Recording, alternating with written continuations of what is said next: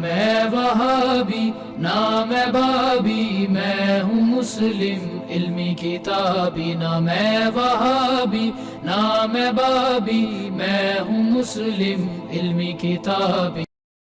مرزا جہمی نے اپنے سابقہ کئی ایک بیانات میں اور کئی پوڈ کاسٹ کے اندر فرض نمازوں کی فرض رکعات کے علاوہ باقی جو رکعات ہیں ان کے بارے میں مختلف سٹیٹمنٹس اور بیانات دیے ہیں۔ پہلے تو صرف یہی کہتا تھا کہ فرض رکعات کے علاوہ باقی رکعات آپ نہ بھی پڑھیں تو کوئی ضروری نہیں ہے، جنت میں جانے کے لیے صرف فرائض ہی کافی ہیں۔ اور باقی یہ جو فقہا نے تقسیم کی ہے سنت موقدہ کی، سنت غیر موقدہ کی، یہ تقسیم بعد میں فقہا نے کی ہے، یہ تقسیم حدیث کے اندر موجود نہیں ہے، والعیاذ باللہ تعالیٰ۔ مرزا جرمی کا فالتو کی نسبت نبی صلی اللہ علیہ وآلہ وسلم کی طرف کرنا یہ مرزا جرمی کی بہت بڑی جسارت ہے۔ امت کے محدثین ائمہ علماء میں سے آج تک کسی نے نبی صلی اللہ علیہ وآلہ وسلم کی ذات اقدس کی طرف فالتو کی نسبت نہیں کی۔ نیکسٹ کوسچن نمبر 39 شہروز بھائی کا ملتان سے، 39 اور 40 ایک جیسے کوسچن ہے شہروز بھائی کا ملتان سے اور ارمان بھائی کا دہلی انڈیا سے۔ وہ پوچھ رہے ہیں کہ سنن ابی داؤد میں حدیث ہے 1419 وطر حق ہے، جو نہیں پڑھتا وہ ہم میں سے نہیں ہے۔ تو آپ پہ ایک مفتی نے الزام لگایا ہے کہ آپ نے فرض نماز کے علاوہ باقی نمازوں کو فالتو کہا ہے، تو اس کی وضاحت کریں۔ پہلی تو بات یہ کہ یہ حدیثی جی منکر روایت ہے، یہ اس میں جو راوی ہے عبید اللہ بن عبداللہ وہ منکر روایتیں بیان کرتا تھا۔ امام بخاری نے بھی اس کے اوپر لکھا ہوا ہے اور اس طریقے سے امام ذہبی نے بھی لکھا ہے۔ اسی وجہ سے اس حدیث کو شیخ البانی اور شیخ زبیر زئی دونوں نے منکر احادیث میں شمار کیے، یعنی یہ ضعیف روایت ہے۔ تو یہ تو روایتی ثابت نہیں ہے، لہٰذا جب روایتی ثابت نہیں ہے تو آگے کیا ہم نے اس معاملے کو لے کے چلنا ہے۔ باقی یہ جو فالتو کا لفظ بولا ہے میں نے، یہ فالتو بولا ہے، فضول نہیں بولا۔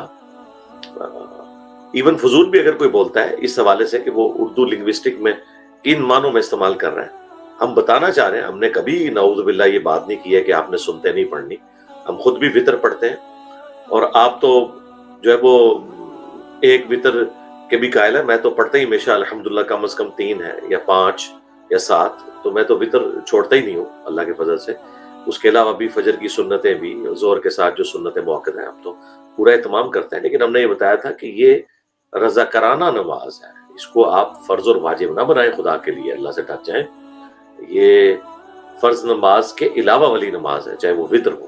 اب وطر کے بارے میں ابو داؤد ترمذی میں حدیث ہے، مولا علی علیہ السلام کہتے ہیں کہ وطر کی نماز فرض نماز کی طرح نہیں ہے بلکہ یہ سنت ہے، یعنی نبی صلی اللہ علیہ وآلہ وسلم کا طریقہ ہے، تو اسے مت چھوڑو۔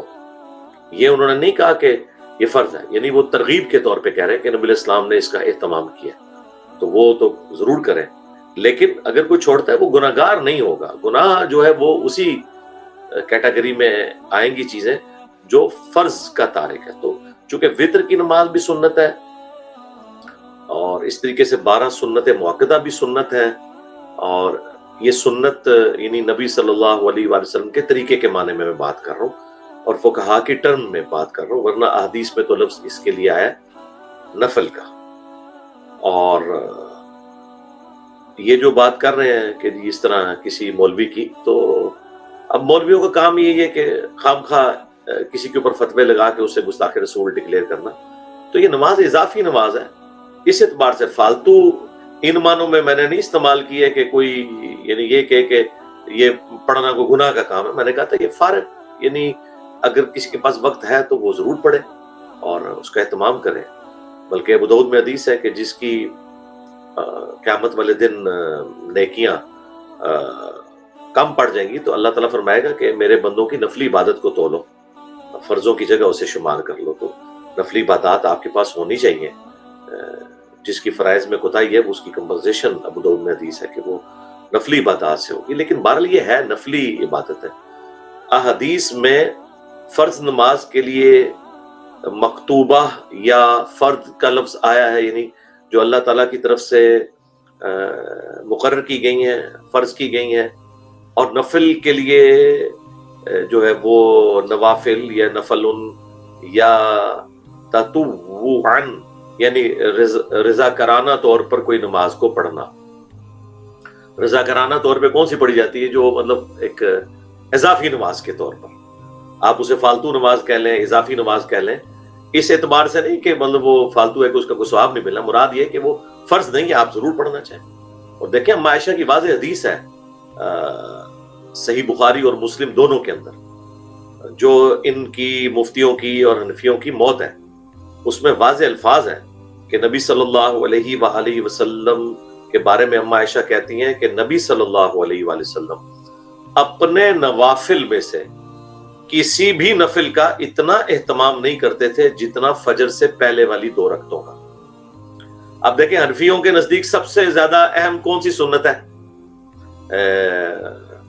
جو فجر سے پہلے پڑھی جاتی ہے؟ سنت ہے وہ تو اس کے بارے میں تو یعنی وہ بہت زیادہ غلو کرتے ہیں اور کسی حد تک احادیث میں بھی اس کی یعنی نبی علیہ السلام نے اس کا بہت اہتمام کیا، سفر میں بھی پڑھی ہیں وہ. لیکن اس کے لیے بھی بخاری مسلم میں کیا الفاظ ہے؟ اپنے نوافل میں سے. نفل ان کہتے ہی اضافی نماز کو ہے، تو اما عائشہ نے اس کے لیے نفل کا لفظ استعمال کیا نہ کہ فرض کا لفظ استعمال کیا. اپنے نوافل میں سب سے زیادہ اہتمام جس کا کرتے تھے وہ فجر کی 2 رکعتیں تھیں فجر کے فرض سے پہلے. تو اما عائشہ نے ان سنت موقدہ کے لیے نفل کا لفظ استعمال کیا. میں نے پہلے بھی عرض کیا تھا کہ یہ سنت موقدہ غیر موقدہ یہ فقہا کی ٹرم ہے. احادیث میں جو ٹرم آئی ہے وہ نوافل ہے، یا یہ جو میں نے لفظ بولا تھا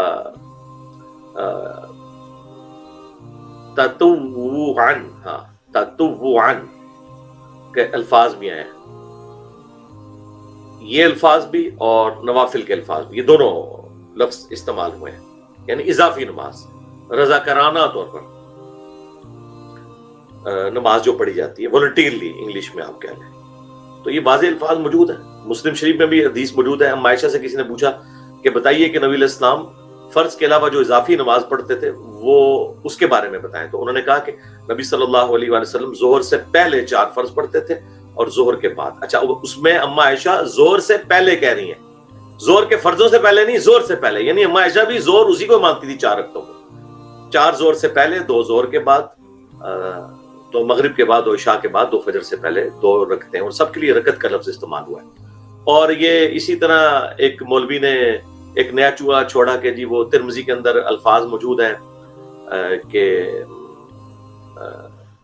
جو نبی صلی اللہ علیہ وآلہ وسلم 12 رکعتیں پڑھتے تھے من السنہ، تو اس میں جو ہے وہ ان 12 رکعتوں کے لیے سنت کا لفظ ہے. وہ سنت کا لفظ تو سنت تو ہم مانتے ہیں، سنت سے مراد نبی علیہ السلام کا طریقہ ہے.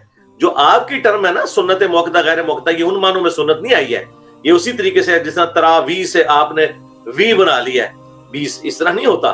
سنت تو ہے، کون کہتا ہے سنت نہیں ہے؟ لیکن جو ٹرم ڈیوائز کی ہوئی ہے، کل تک تو آپ لوگ بڑے فخریہ کہتے تھے فقہا کی ٹرم ہے سنت موقدہ غیر موقدہ، ہمارے فقہا نے اتنا کارنامہ کیے ہیں. جب ہم نے کہا ہے کہ بھئی حدیث میں تو صرف فرض اور نفلی نماز کا آیا اور سنت کا لفظ تو فقہا نے ڈیفائن کیا ہے، تو اب آپ کہہ رہے ہیں سنت کا لفظ حدیث کے اندر موجود ہے. وہ سنت کا لفظ جو آیا ہے وہ نبی علیہ السلام کے طریقے کے معنوں میں آیا. آپ پورا ترمذی کا چیپٹر پڑھیں، بس اس روایت میں ہے، اور یہ روایت مسلم میں بھی موجود ہے کہ جو فرض کے علاوہ 12 نفلی رکعتیں پڑھے گا اللہ تعالیٰ اسے جنت میں محل دے گا. تو ترمذی میں الفاظ ہے کہ 12 رکعتیں سنت میں سے، وہاں یہ الفاظ نہیں کہ 12 سنتیں، نہیں، 12 رکعتیں سنت میں سے، یعنی نبی علیہ السلام کا جو طریقہ مبارک ہے.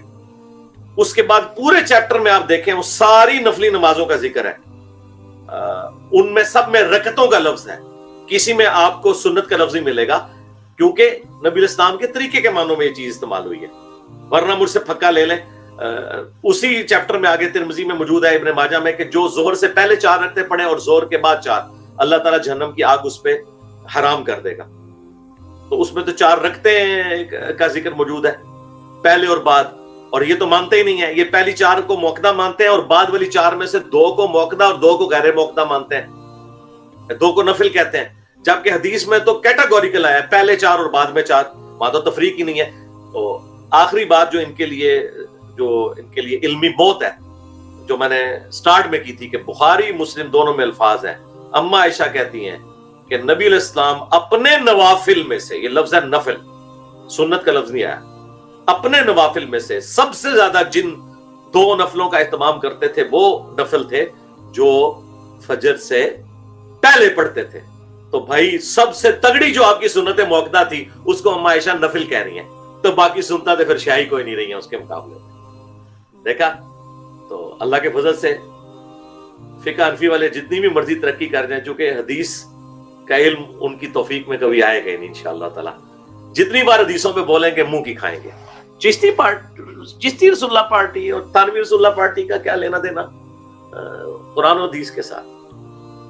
اب یہ حدیث قیامت تک آپ کو ہانٹ کرے گی, بخاری مسلم دونوں میں.